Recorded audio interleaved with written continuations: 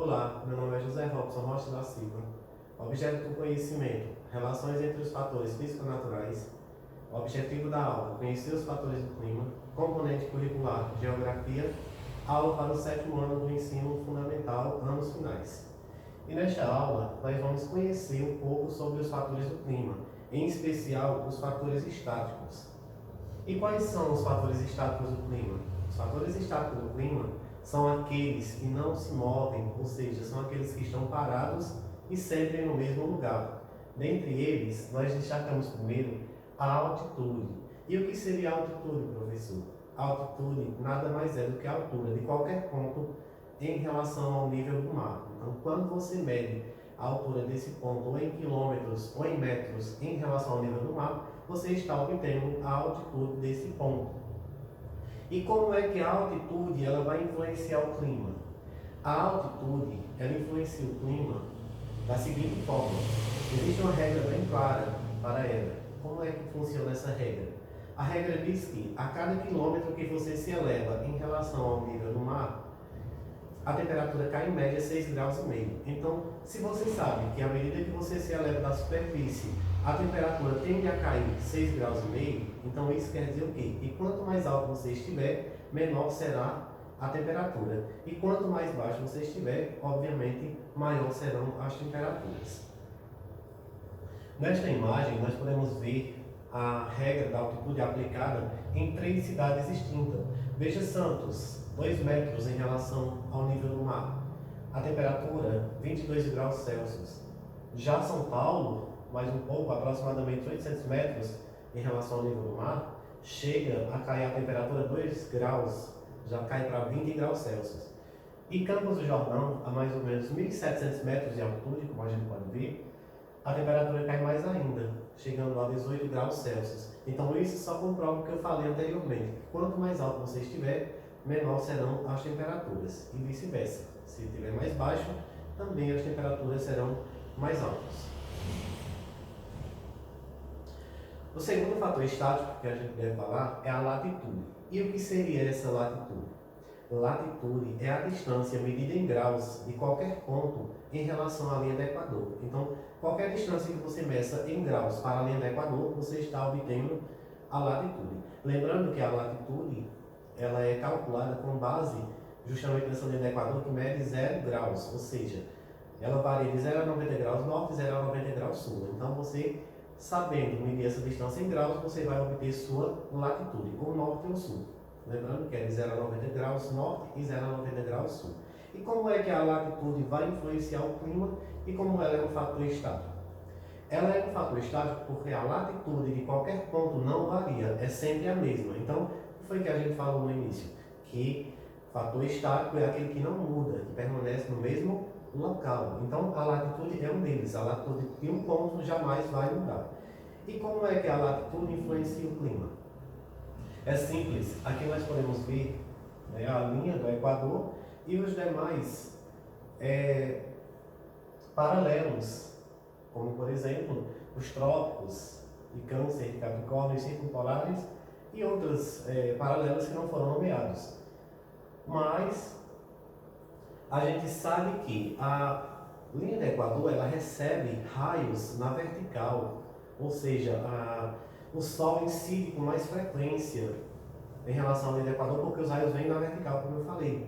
Já para as outras áreas, à medida que se afasta do Equador, os raios solares eles tendem a incidir em oblíquos, inclinados. E aí, consequentemente, quanto mais próximo da linha do Equador você estiver, mais luz solar terá. E quanto mais distante da linha do Equador você estiver, menos luz solar terá. E aí, consequentemente, onde tem mais luz solar, obviamente nas imediações do Equador, as temperaturas serão bem mais elevadas.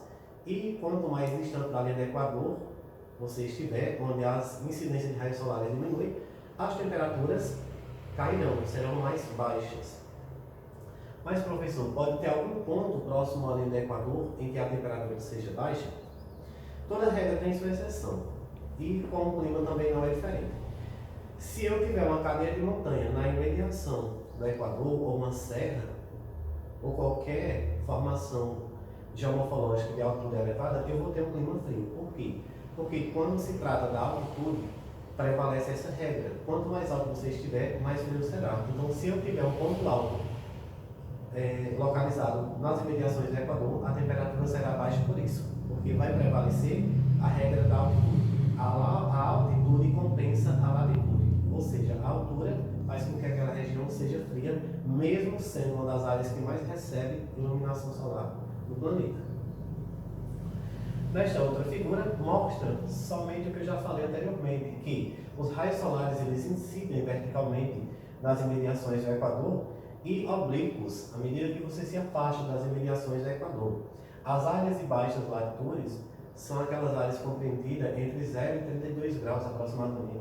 E as áreas de alta latitude são aquelas que localizam-se acima de 70 graus. Então, nas áreas de baixas latitude, as temperaturas são muito elevadas porque a incidência de raios solares é maior. Já nas áreas de alta latitude, as temperaturas tendem a ser muito mais baixas, justamente porque diminui a incidência de raios solares. E a latitude, ela serve também para classificar as zonas térmicas do globo. Com base na distribuição da luz solar, nós vamos ter 3 zonas térmicas. Vamos ter as zonas intertropicais, né, a zona que é compreendida entre os trópicos de Câncer e de Capricórnio. Toda essa área é a área que mais recebe radiação solar do planeta, então é a área que mais tem temperaturas elevadas, ou seja, a mais quente entre as 3 zonas térmicas. Temos a zona temperada do norte e a zona temperada do sul. Nessa área nós temos as 4 estações do ano muito bem definidas: outono, verão, inverno e primavera, com duração e características bem definidas, que a gente consegue diferenciar uma da outra. E temos as zonas polares, que está acima do Círculo Polar Ártico e abaixo do Círculo Polar Antártico, que são as áreas que menos recebem radiação solar e, consequentemente, são as áreas mais frias do planeta. O outro fator estático que influencia o clima é justamente o distanciamento do mar, que é chamado de continentalidade. Então, é aquela coisa, quanto mais um lugar estiver perto do mar, maior a diferença de temperatura e umidade dos mais distantes. Isso porque a água ela tem umas propriedades químicas e físicas que faz com que ela tenha dificuldade para perder calor, mas também tem dificuldade para ganhar calor. Então, consequentemente, as áreas que estão mais próximas do mar terá um equilíbrio maior de temperatura, ou seja, a temperatura vai variar pouco por conta desse fenômeno da maritimidade. Já a continentalidade não, é ao contrário. As áreas sólidas, elas tendem a perder calor rápido e a ganhar calor também rápido. É por isso que se fala que nas áreas de continentalidade há uma grande amplitude térmica. O que seria uma amplitude térmica? Uma diferença entre a máxima e a mínima temperatura registrada no dia. Normalmente, nas áreas de continentalidade, as temperaturas máximas chegam a 37, 38 graus. Já durante a noite, a temperatura cai para 18, 20 graus. Então, se você pegar uma temperatura de 38 graus durante o dia e a noite cai para 20, você vai ver que tem uma diferença quando você subtrai a máxima da mínima de 18 graus. Isso é amplitude térmica, uma grande variação de temperatura. Já na maritimidade, isso não acontece. Por quê? Porque, consequentemente, as temperaturas vão variar pouco, justamente por conta dessa característica da água, de ter dificuldade para ganhar e perder calor. E aí, veja que nas áreas de maritimidade as temperaturas chegam a 38 graus durante o dia e à noite diminui para 34, 36, variando um pouquinho, justamente por conta dessa característica da água. Veja que as áreas de maritimidade e continentalidade. Né? Maritimidade é toda aquela área que está próxima ao mar, próxima à água.